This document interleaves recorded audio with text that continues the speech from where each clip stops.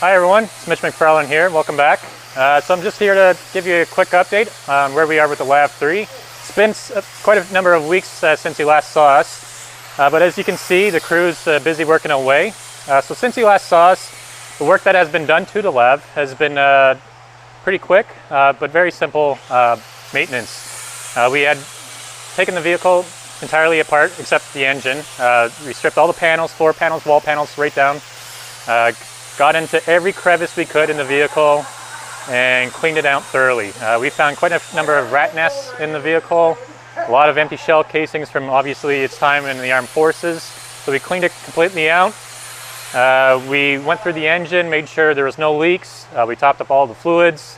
We had to send off the driver's seat to the manufacturer to get repaired because the backrest wasn't locking in place, so it was a safety issue. And now what we're doing is we're doing mostly the cosmetic work to the LAV. So we're stripping down all the rust that we can find on the vehicle. We're priming it, and then we'll be painting it shortly in the next couple of weeks, hopefully. So that way, come August 28th, it's ready for you guys to come and see it. So if you'd like to learn more about this project, come follow us on tankmuseum.ca or on our Facebook or Instagram pages. We'll see you there. Take care.